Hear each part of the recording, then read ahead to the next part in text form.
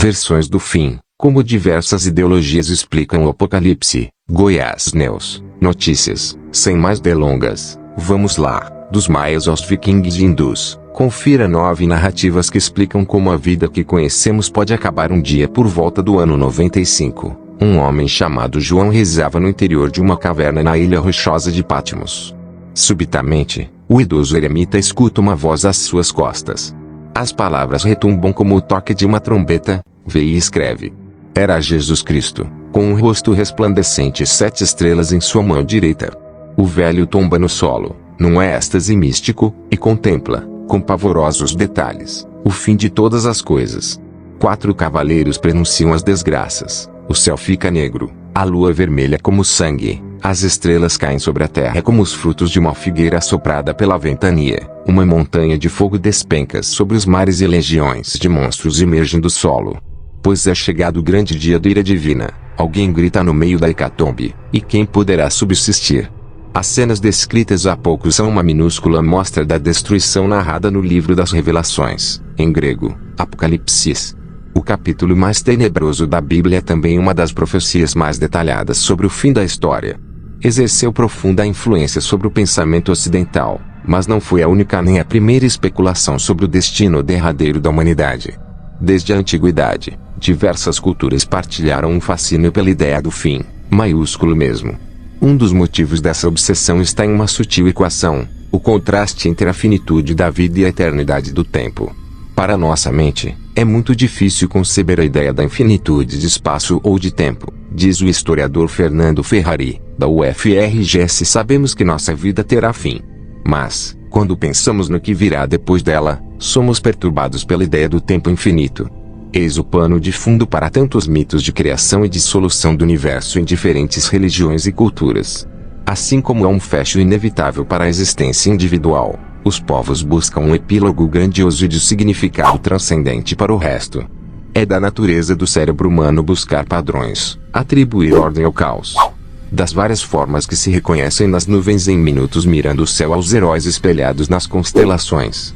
A moral de uma história geralmente está no fim, como se sabe. Por isso, a maioria dos apocalipses traz a promessa de recompensa às agruras humanas. A ideia do fim é ambígua, pode aterrorizar, provocando o anseio de constante protelação, ou fascinar, a ponto de ser desejada, diz o teólogo Leomar Antônio Brustolin, da PUC-RS. Ou seja, o fim do mundo nem sempre um fim do mundo. 1. Hinduísmo, séculos 18 a.C. a 10 d.C. há mais de 3.000 anos, os hindus já tinham complicadas profecias em livros sagrados como os Vedas e os Puranas. As religiões ocidentais têm uma concepção linear do tempo. Já para hindu, que influenciou o budismo, o tempo é cíclico, com o universo alternando fases de atividade e de repouso, diz Swami Nirmalatmananda, ex-presidente da Ordem Ramakrishna no Brasil. Segundo o hinduísmo clássico, o cosmo foi criado pelo deus Brahma.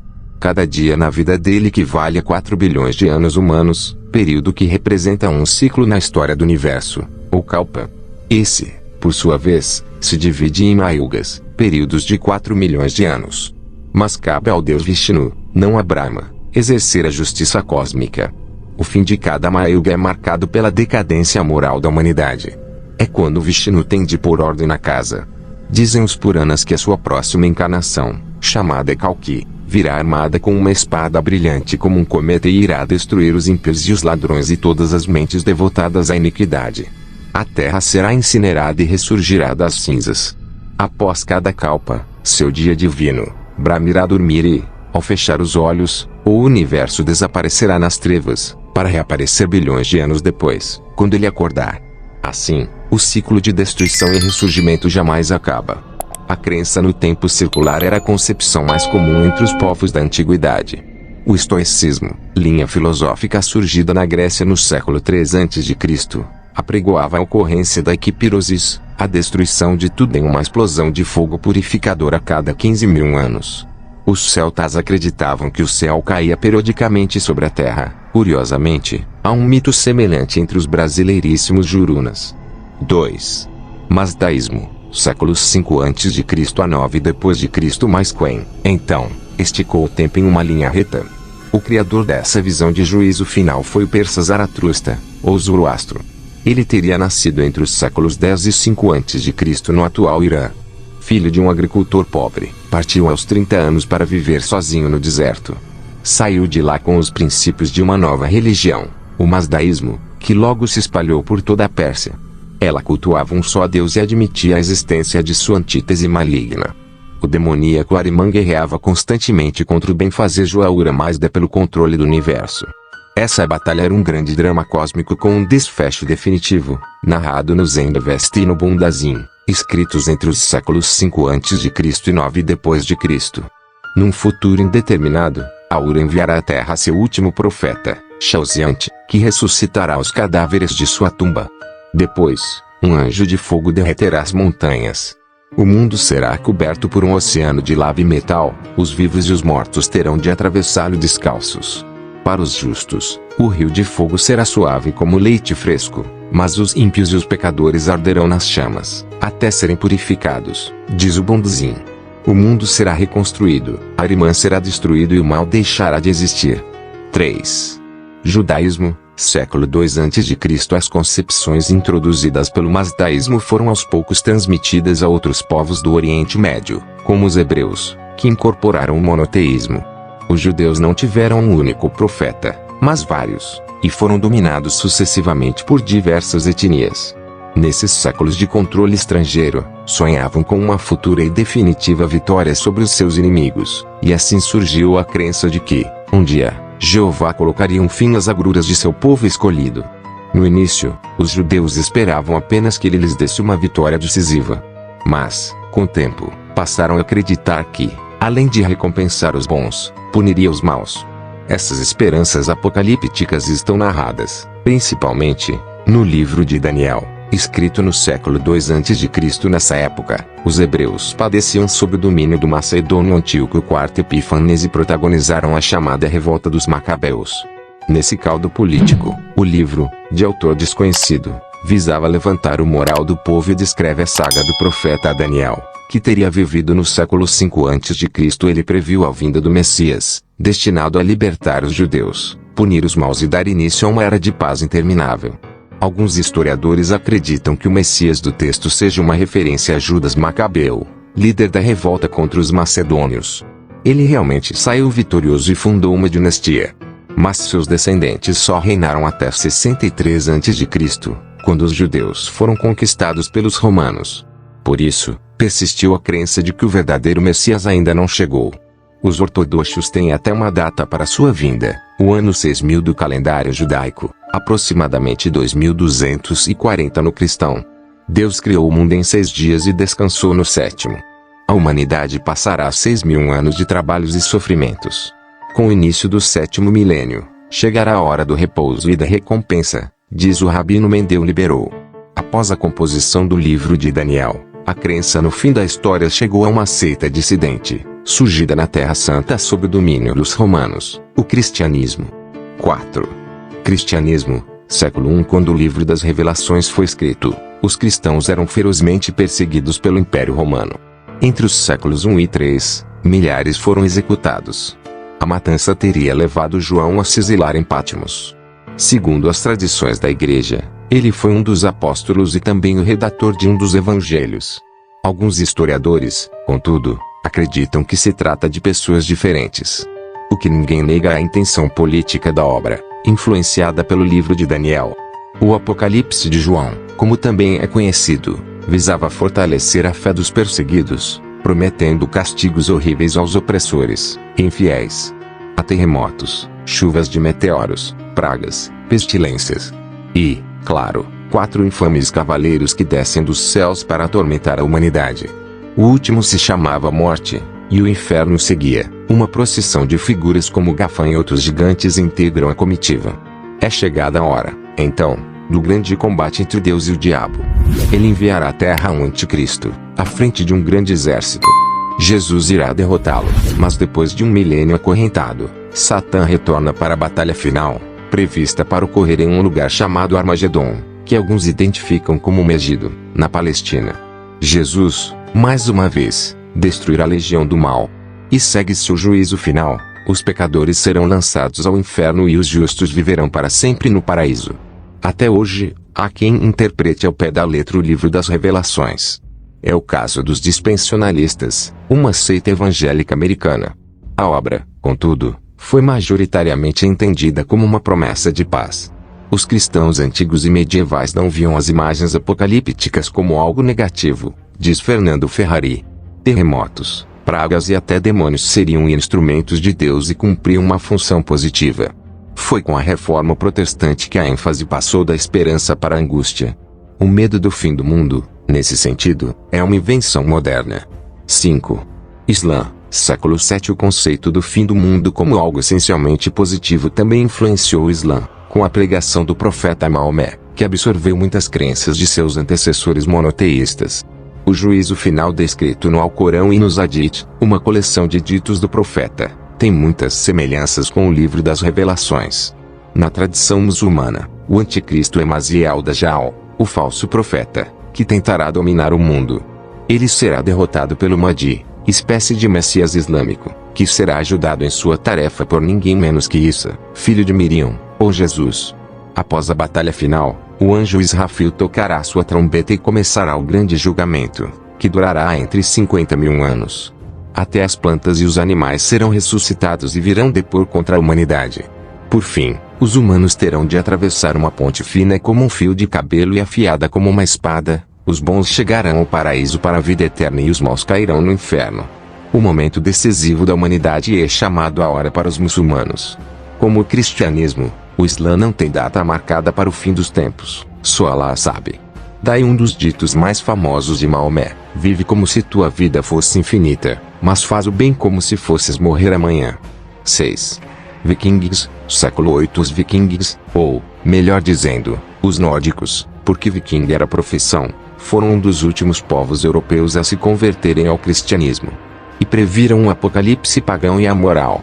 É a lenda do Ragnarok, ou a morte dos deuses, contada nos Edas, escritos por volta do século XIII.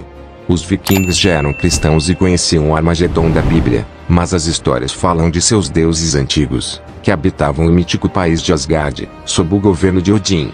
O papel de vilão cabia a Loki, expulso de Asgard por causa de suas tramóias contra os parentes divinos. Os vikings acreditavam também na existência de elfos, anões, gigantes e monstros. E quase todas essas espécies sairão na pancada durante o apocalipse mais heavy metal da história. Tudo começará com o Fimbulvert, um inverno sobrenatural que durará 3 anos. Loki, então, comandará um exército contra Asgard. Suas tropas incluirão gigantes e monstros, como Fenrir, o lobo demoníaco, e Jormungand, uma serpente saída dos confins do oceano. Heimdall, o arauto dos deuses, soprará sua trombeta, e aí, sim, o tempo vai fechar. Até o manda-chuva Odin morrerá, devorado pelo lobo. Asgard virará um cemitério. E os humanos serão exterminados por tabela. A mitologia nórdica pode ser vista como uma mistura das concepções linear e circular do tempo, diz o historiador Johnny Langer, da UFMA. Por um lado, o céu e a terra renascerão, como nos mitos hindus. Mas não há previsão de outras destruições. Não haverá paraíso nem inferno, até porque os vikings não tinham os conceitos de pecado e julgamento cristãos nas lendas originais que inspiraram os Edas. Haverá um novo universo semelhante ao anterior, afirma Langer. 7. Maias, século III. Muita gente já tentou antecipar a data do fim, evidentemente, ninguém acertou. Isso não diminuiu a atração por ele. Uma data em voga foi 21 de dezembro de 2012, alimentada por livros, sites e até por uma megaprodução hollywoodiana, todos baseados numa suposta lenda da antiga cultura maia. Várias teorias catastróficas surgiram em torno dessa data, de terremotos dantescos a mortíferas tempestades solares. Mas o que os maias realmente previram? É fato que dominavam a astronomia e desenvolveram complexos métodos para contar o tempo. Eles adotavam 4 calendários diferentes, entre eles, o Tzolk'in e a conta longa, destinada a medir grandes períodos. O primeiro registro maia de seu uso é do século III. Composta de uma combinação de 5 algarismos, ela era gravada em templos para comemorar grandes eventos. Os algarismos aumentam de direita para a esquerda, começando em 0.0.0.0.0. Após 1.872.000 dias, 5.125,37 anos, a marcação zero. Para os maias, o período entre as duas datas zero equivale a um grande ciclo era. A cada rodada de zeros, o universo seria renovado pelos deuses. No século XX, foi descoberta a sincronia entre a conta longa e o calendário gregoriano.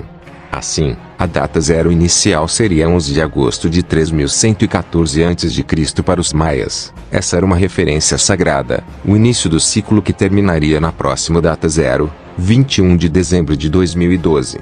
Mas estudiosos contestaram esse cálculo e, sobretudo, os maias jamais previram o fim do mundo.